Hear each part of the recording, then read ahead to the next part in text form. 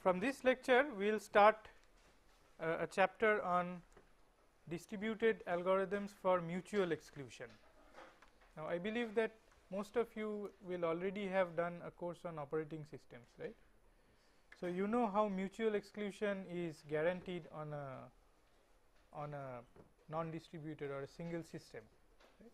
Even though you may have multiple processes which are concurrent and which are trying to access the critical section, we do have the advantage of having synchronization done through a single controller, right. Like for example, in a single operating system we talk about the kernel, and the kernel actually is the one which updates the semaphores. So, you can actually the P and V operations are atomic, and that atomicity is guaranteed by the kernel. But in a distributed environment there is no such central controller. I mean, we can always implement a central controller and say that every request has to go through that controller, but that will be a real bottleneck, because as we know that message passing on distributed systems takes non-trivial amount of time. So, for every access to the critical section, if we have to contact a central coordinator and then request for access to the resource, that would take a lot of time. Moreover, in a distributed system we do not want to be dependent on one particular node. So, if the controlling node malfunctions or it crashes, then we do not want the entire distributed operating system to fail, because we cannot guarantee mutual exclusion. So, what we are going to study in this chapter are inherently distributed algorithms for achieving distributed mutual exclusion. So, the algorithms themselves will run in a distributed fashion, they will run individually on all the nodes of the system, and together they will achieve mutual exclusion.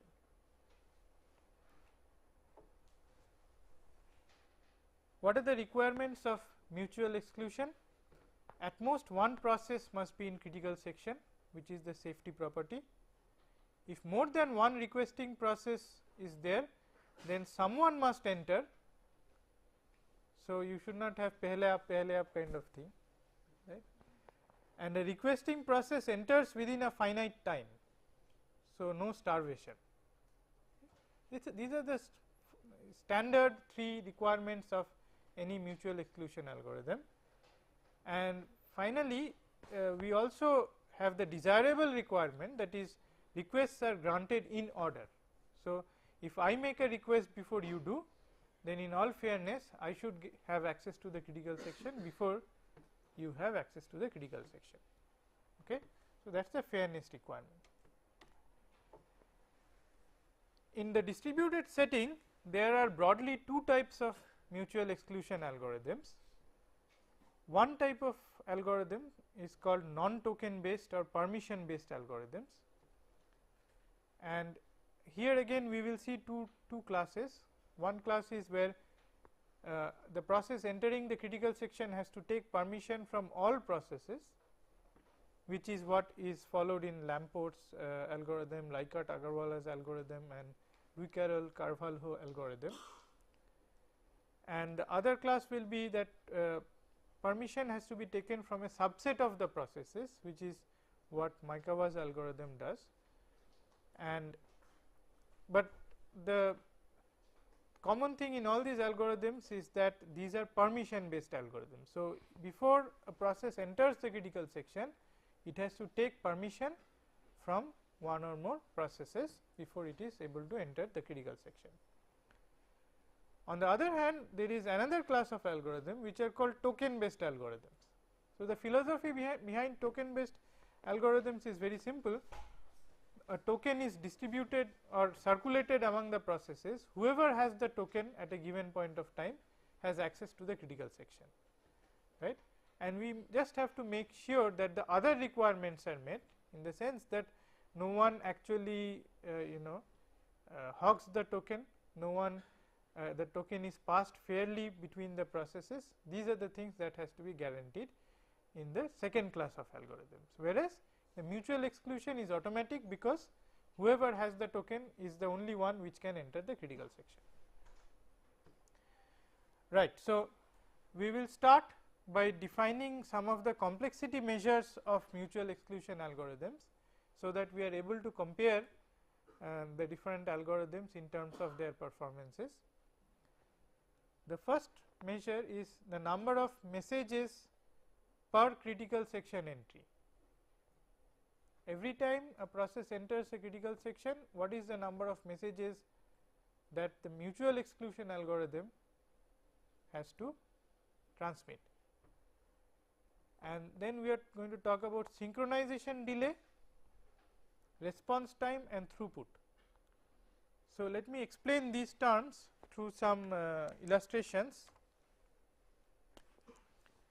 So, suppose that a site exits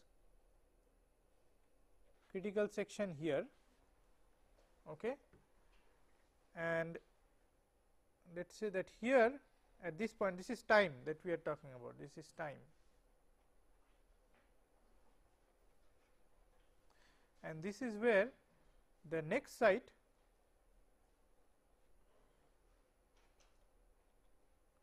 enters critical section. Then this delay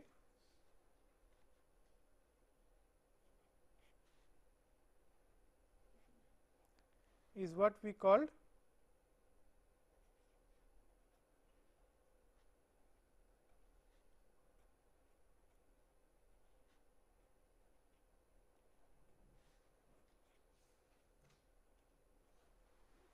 okay.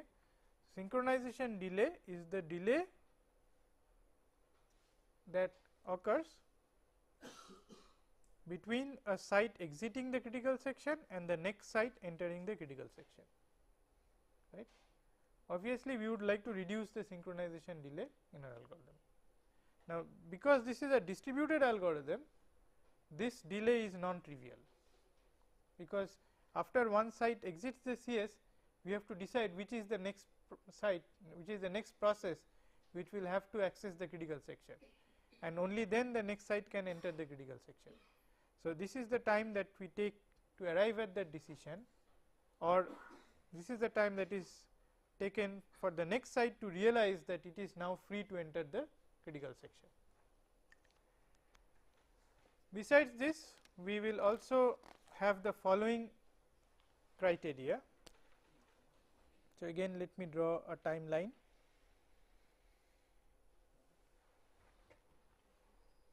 So, let us say here a CS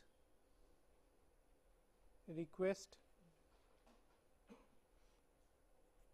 arrives. This is where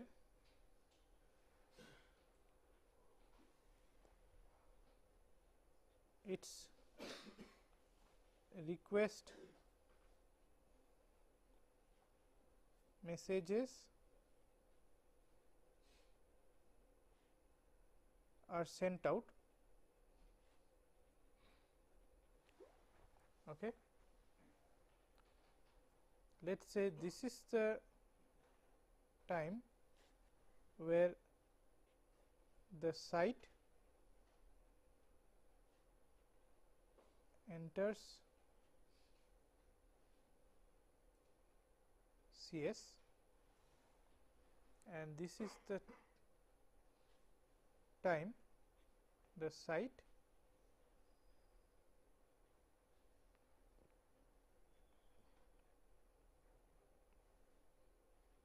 exits CS. Now, what is this period? No, this is the CS execution time. This is the time for which the process is in critical section.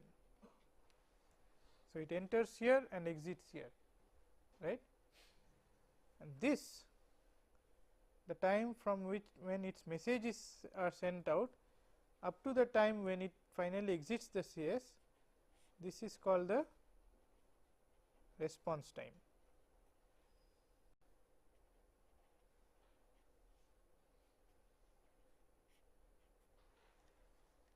Okay. Is the definition clear? Synchronization delay, CS execution time and response time.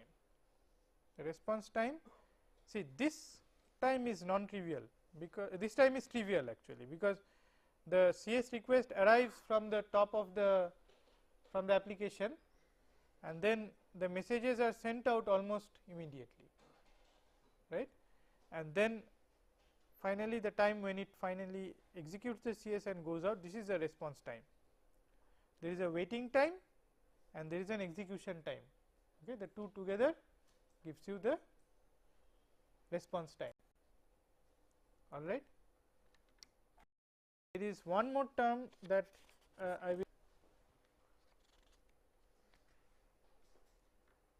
let me write that. We will define the system throughput.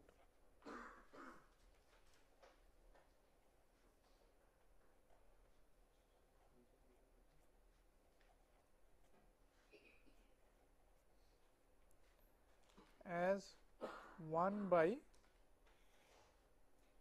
SD plus E, okay, where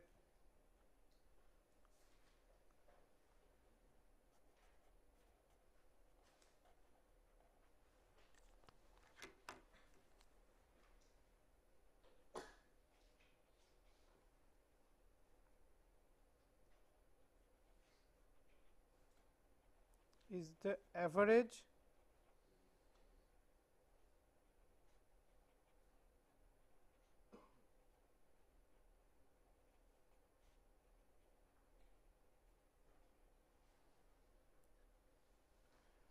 and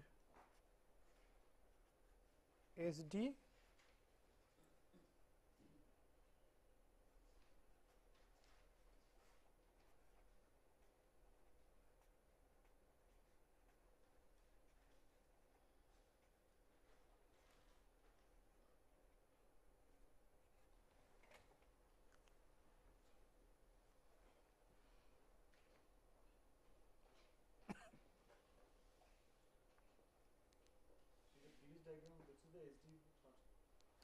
SD is the time when one site exits CS and the next site enters CS.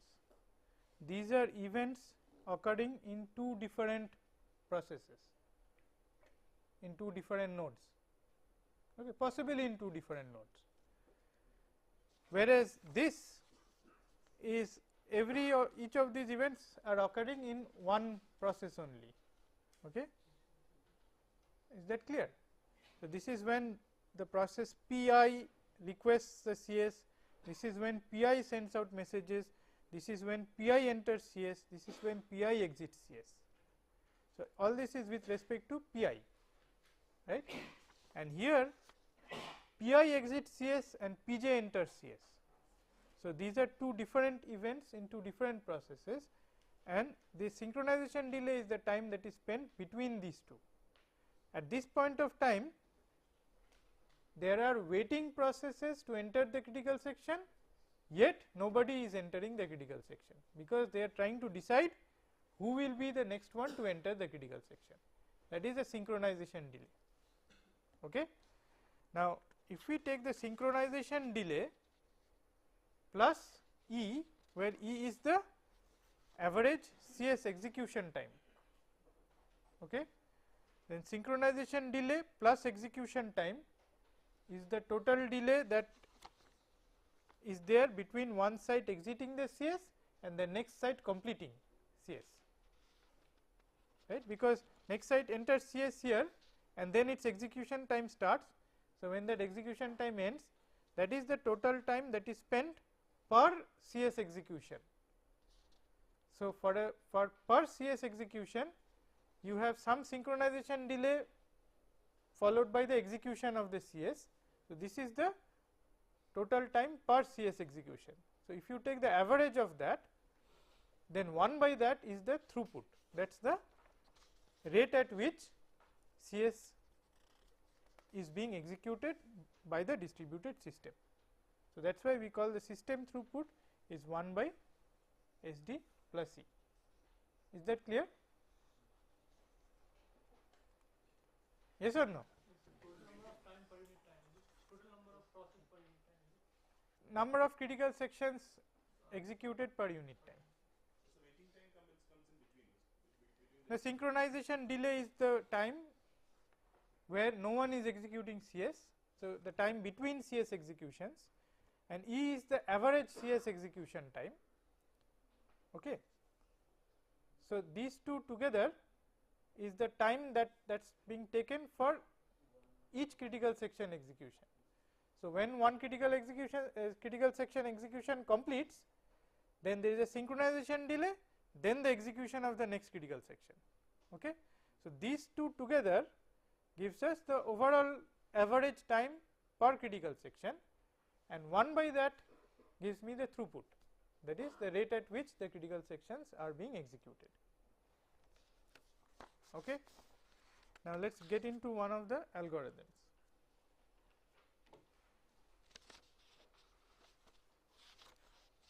Again we start with Leslie Lamport.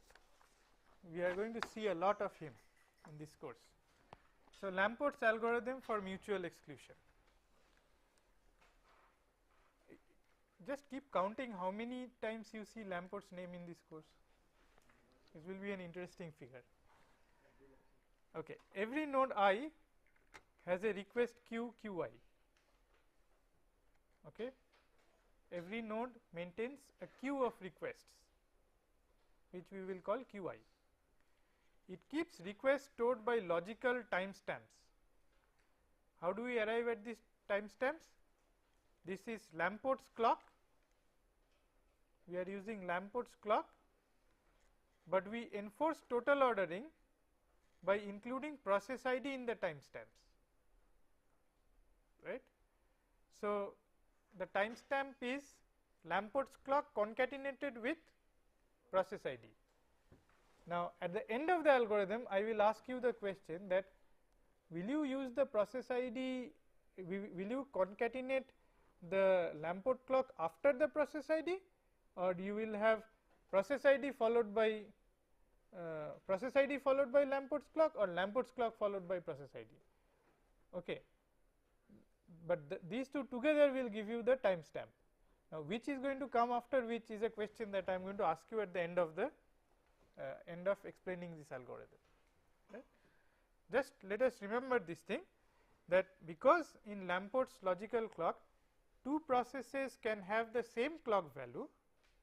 So, we use the process ID along with that to timestamp, so that we can distinguish between these two clock values, right. So, the moment we bring the process IDs into the picture, the moment we concatenate Lamport's clock with process IDs, we are going to get unique timestamps, because no two processes have the same process ID.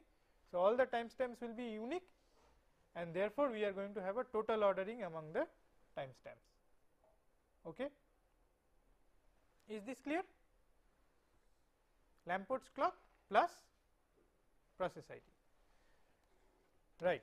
Now, to request critical section, we send timestamped request TSI messages to all other nodes, and we put TSI in its own queue, okay, where TSI is the timestamp of I, okay, and I is the process ID of the node.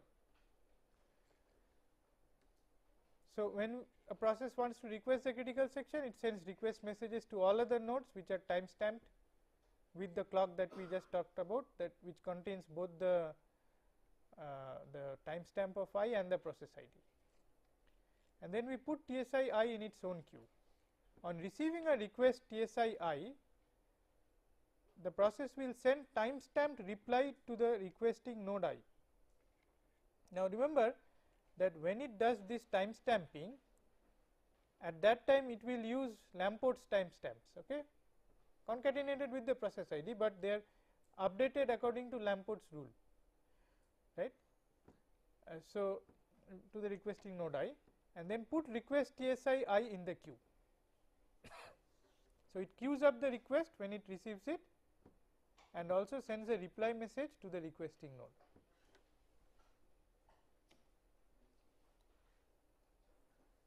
To enter critical section, a process I will enter the critical section if TSI I is at the top of its own queue, that is its own request is at the top of its own queue, and process I has received a message, any message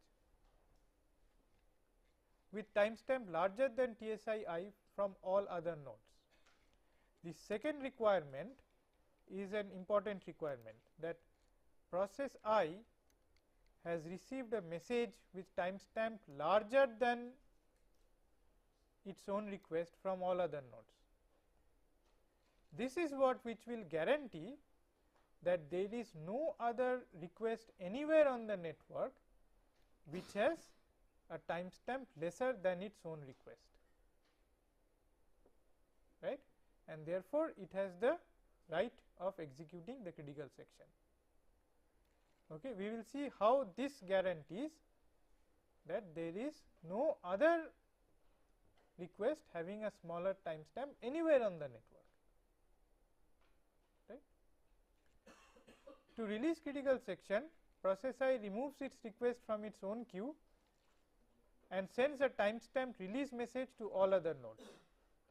It sends a timestamp release message to all other nodes. On receiving a release message from I's request is removed from the local request queue. Okay. Remember that when a process requests the critical section, it sends the request message to all of the other processes, and those processes record that request in their request queues. So, when the release message is sent, then that request that was queued up is now deleted from the queue. Okay.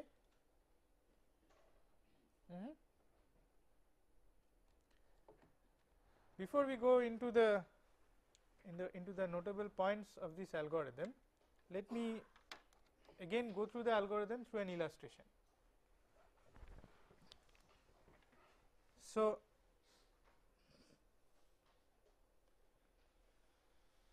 let us say this is process P1, this is process P2, P3, P4. Let us say at some point of time P2 wants to enter the critical section. So, what is it going to do? It will send request messages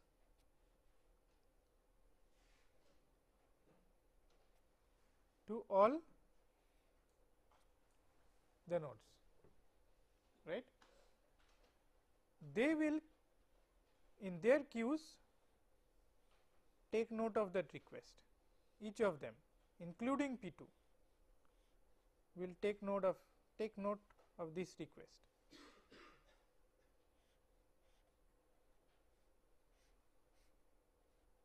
Okay. And the process which has the minimum request queue, minimum request in its queue, if it has no other request, will try to enter the critical section, but it must make sure that it has a message having larger timestamp than its own, than the one for this request, before it is allowed to enter. Okay. Why? This is an important thing, this is the most important thing that we have to understand. So, let me reiterate the situation. Process Pi has seen that in its queue TSI I is the first request, the request having the minimum timestamp, right. That is not sufficient for it to enter the critical section. Why?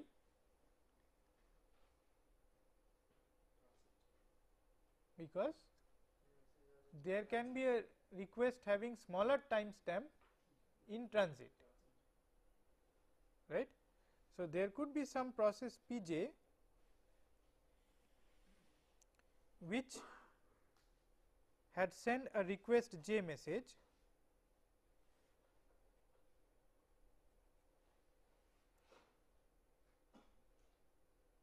TSJJ message, okay,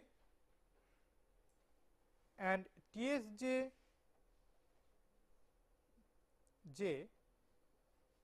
is smaller than TSI I.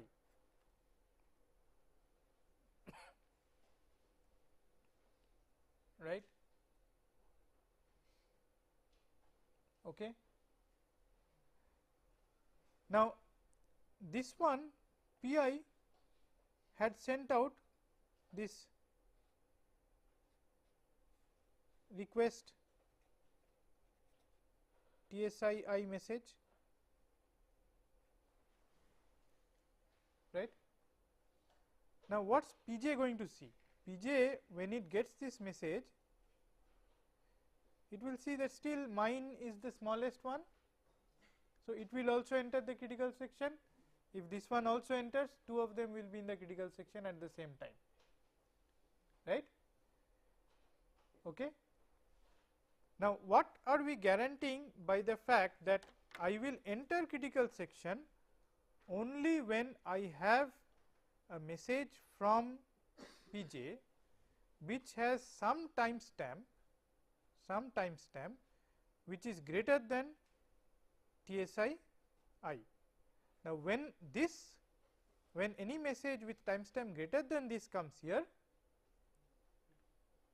then I know that there is no other request having a smaller timestamp which is in transit, assuming that the channels are FIFO, right. So, again we have to assume that the channels are FIFO, assuming that the channels are FIFO. So, the algorithm assumes channels are FIFO. So, whenever it gets a timestamp message which has a timestamp greater than its request, then it knows that that process Pj cannot have made a request which has a smaller timestamp than mine, right. And when it has this messages from all of the other processes having timestamp greater than TSII and its own request is the smallest here, then it knows that I have access to the critical section. All the other nodes have to send it. So, everybody has to send a message. That is what is the reply message doing. Remember that when this request message reaches here, then what does Pj has to do? Pj will record this request and send a reply message, right. Now, the way that Lamport's timestamps are updated, this reply message will have a timestamp greater than TSII, because TSII is the timestamp on this message. So, the timestamp on the message that on the reply message will definitely be greater than this, because we are using Lamport's clock. Like receiving an acknowledgement within the message coming. Right. So, the reply message actually does that. The receipt of the reply message actually tells you that there is no other request from the sender of the reply message, there is no other request which has not yet reached this node. It may not necessarily be the reply message, it may be a message. Yes, now it can be some other message also. Suppose some message was sent after this request was sent, right, and this one has a timestamp greater than this, then also you know that there is no other smaller timestamp request. And receive such messages from every other process. It has to receive this from every other process. So, that is why you see, to enter the critical section, process I will have to have received a message with timestamp larger than TSII from all other nodes. Now, we never said that the message that has to be received is a reply message, right.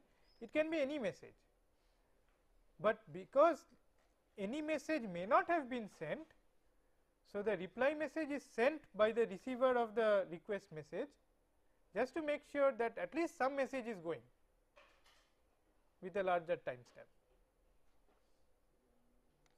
right? PJ has already sent a request with a lower timestamp, then the request which it has received from PI, then will it send a reply? It will send a reply. It will send a reply because PI must know that there is a request that PJ has sent having lower timestamp, right? How will PI know? PI will not be allowed to enter the critical section until it receives the reply, right? So, the algorithm prevents PI from entering the critical section before that, right. Now, see, PJ on the other hand knows that there is no request of lower timestamp from PI. Why? Because it has got a request which has a higher timestamp, right, and there is no other. So, it has already got from PI a message which has timestamp larger than its own. So, PJ will be able to enter the critical section, but when it is done with the critical section, how will PI know that it can now enter the critical section? So, that is why the reply message is something which follows the request from of J, right. Whenever the reply message is received by I, after it has received the request from J, it now knows that I have got all the requests which have timestamp lesser than its own, right. So, whenever the release message comes, PI can immediately enter. Okay. These nodes are the processes which are running on the different machines in the network.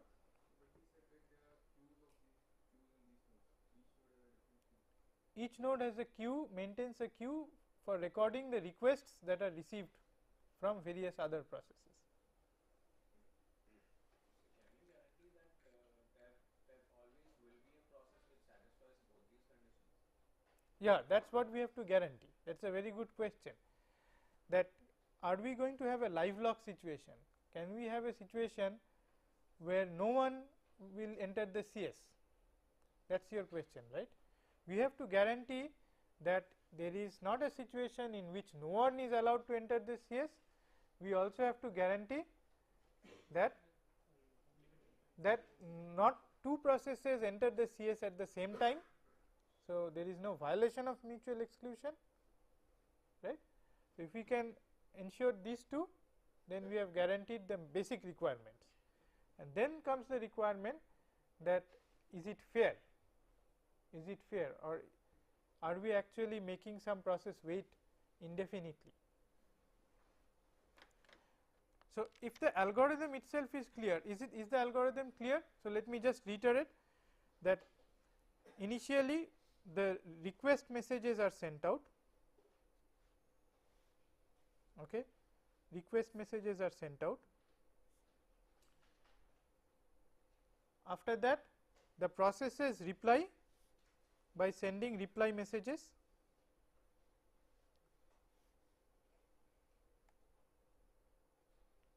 and then the process which has the minimum request and also has messages from all other nodes having highest timestamp, that process enters the critical section. When that process leaves the critical section, it sends out release messages indicating that I am done. Okay. Now, what happens when the release messages are sent out? Who will enter? The process. So, when the release messages reach the nodes, they will take out the TSI message from their queues, because this request is already served. So, this request will be taken out of the queues in the processes Pj, Pk, etc., and then some Pj will see that after removing that its own request becomes the minimum timestamped request, right, and also it has messages from all other nodes having higher timestamp, then that process J will enter the critical section. Same process? No. See, whenever a process wants to enter the critical section, it will send out the request messages, right. The other processes will record those requests. So, each process has a queue of requests that it has received from the other nodes, right. A process will be entering the critical section if it examines its local queue and sees that among the requests that are there, its own request has the minimum timestamp, and from all other nodes it has received a message having higher timestamp than this request. Why is that necessary?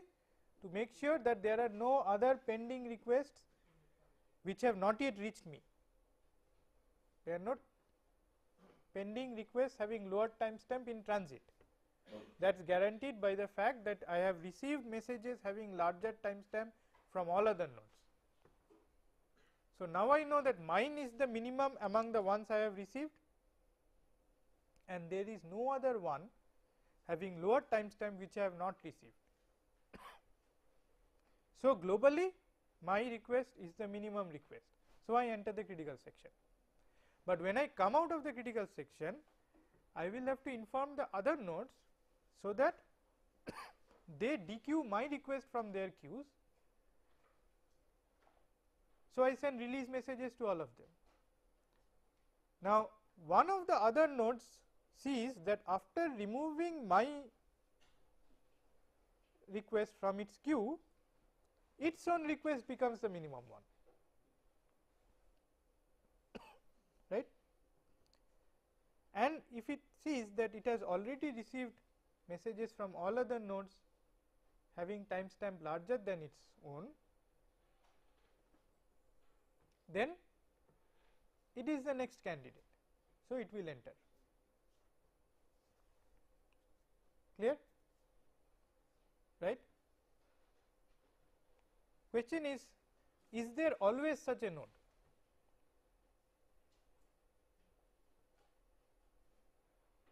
Is there always such a node?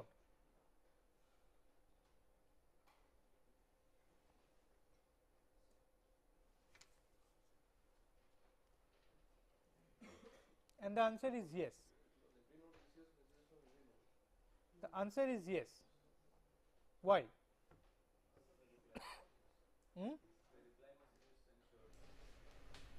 The reply message is only sent from process Pi, the process which is exiting the critical section, right.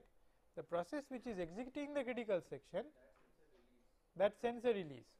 Oh, reply, yes, the reply messages. The reply messages guarantee that some node will always get replies from all other nodes having timestamp larger than its own request, right, and that will be the node which will enter the next time, right. Is that clear? What is the synchronization delay? Time between exiting of critical section for one and the next one entering the critical section. Time for one release message, right. So, as soon as the release message goes, the next one will be able to enter. So, the synchronization delay is the transmission delay of one message, right.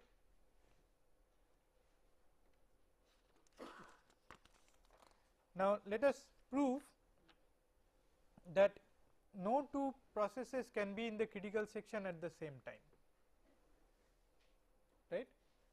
To prove that no two processes can be in the critical section at the same time, we will so what we want to prove is that Lamport's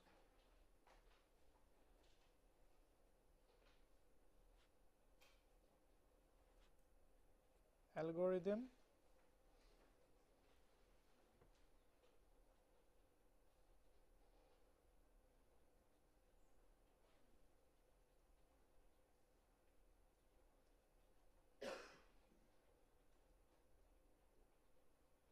achieves mutual exclusion. We will prove this by contradiction. We will use contradiction. So, to prove it by contradiction, suppose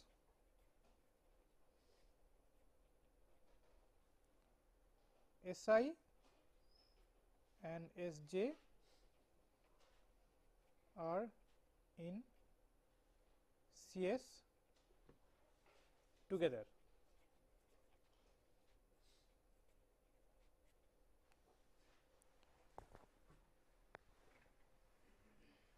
Now, they can be in CS together because then at some point of time both Si and Sj have their requests at the top of their own queues. Okay. So, that means that at some time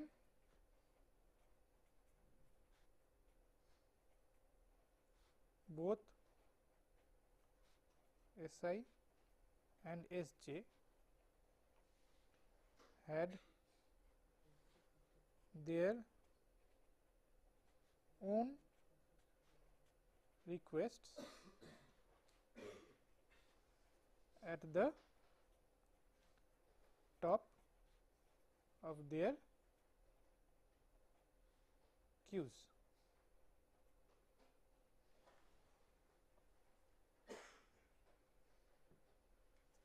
Okay.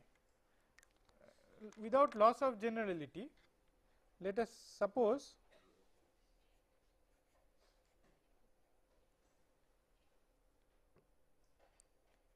Si's request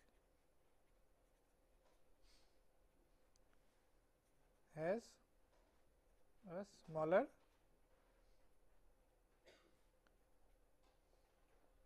timestamp.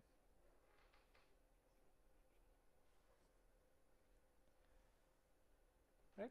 Because we are using the process IDs also, so obviously two timestamps cannot be the same. So, one of them is smaller. So, let us say without loss of generality that Si's request has a smaller timestamp.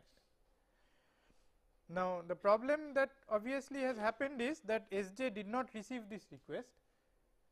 So, Sj thought that its own request was at the top of its queue and entered the critical section, right. We will show that this cannot have happened. Why? Because Sj must have received a message which has a higher timestamp than its own, right. So, Sj to enter critical section, Sj must have received a message having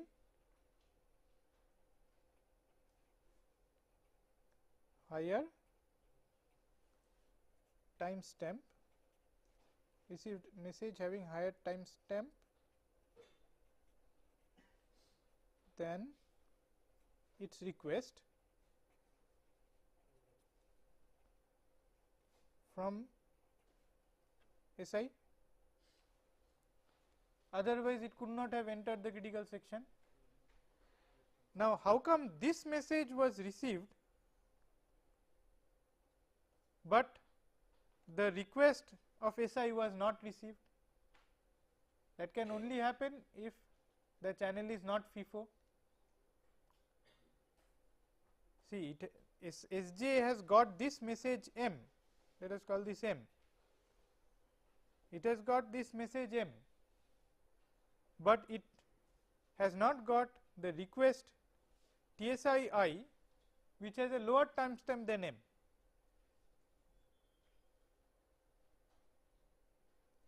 Right, that has not yet reached.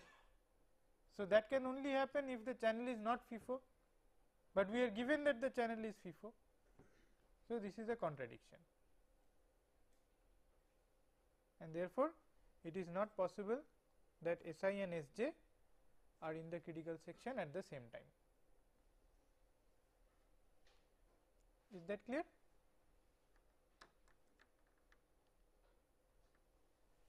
No, is it clear? Okay. So,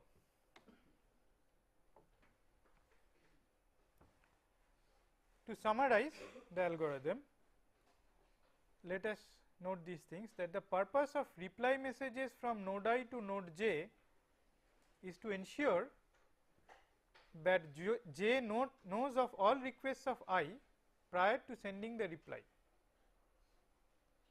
right, and therefore, possibly any request of I with timestamp lower than j's request. So, the purpose of the reply message is to ensure that j nodes of all requests of I which may have timestamp lower than j's request. This is something which we have already discussed, and we hopefully understand that this is why the reply messages are being sent, right. We have also seen that we require FIFO channels, otherwise the algorithm will not work. Okay. How many messages per critical section invocation? 3 times n minus 1. Why? Because when a process wants to enter the critical section, it has to send request messages to all nodes. So, that is order n. Then again it has to get back reply messages from all of them, another order n, and then it has to send release messages, which is another order n. So, 3 times n minus 1 messages per critical section invocation. We have seen that the synchronization delay is the maximum message transmission time, because one process, the next process, whenever it gets the release message, will start executing CS. So, that synchronization delay is the delay of sending one message. The final thing is that requests are granted in order of increasing timestamps. That guarantees the fairness, right. To prove that this is indeed the case, what we need to do is to show that you cannot have two requests, one having lower timestamp than the other, and the one having the higher timestamp is allowed to enter the critical section first. Okay. Now, see, if the timestamp, if the lower timestamped one was actually generated before the higher timestamped one, then the one which has higher timestamp can never enter the critical section, because it needs a reply message or some message from the other one having higher timestamp than this, and that one will first execute its critical section and then give it, right. So, it cannot get that thing, right. So, its request will first come, and this one which has higher timestamp will not execute first, and the one which has smaller timestamp can never be generated after the execution of the one which has higher timestamp, because we are using Lamport's clock. So, this request will already have gone to all the nodes, and they will have updated their clock, so that any future timestamp will be greater than that, not smaller, right. So, by virtue of that, we know that requests are granted in order of increasing timestamps. So, it is a fair algorithm, it guarantees mutual exclusion. Okay. The only problem is that it needs a lot of messages, 3n minus 1 messages. In the next class, we will see that we are able to modify Lamport's basic core algorithm to reduce the number of messages. So, there are some smart tricks which we will use to reduce the number of messages, but what I want you to do is, before next class, please brush up this algorithm, make sure you understand this absolutely perfectly, so that you understand those improvements. If you do not understand this algorithm, you will not be able to figure out how the improved algorithms work. right. So, you have to be very clear about this algorithm, right. Now, finally, before we conclude, let me ask you that question. For the timestamps, should we actually put the timestamp first and then the ID after that, or will I put I here and then TSI? What are the implications of this?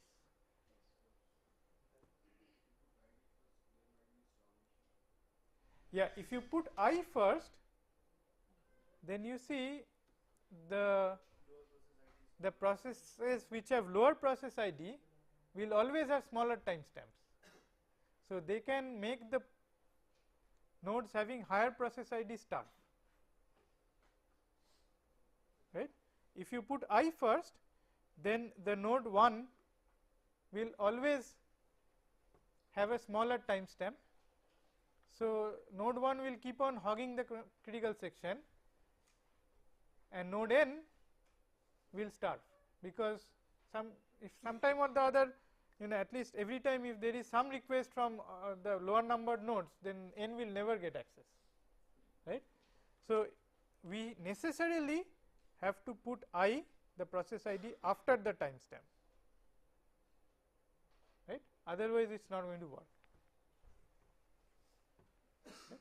So, that is why you will see in the algorithm it is everywhere it is written TSI comma I, not I comma TSI. Right. Okay, so we stop here today.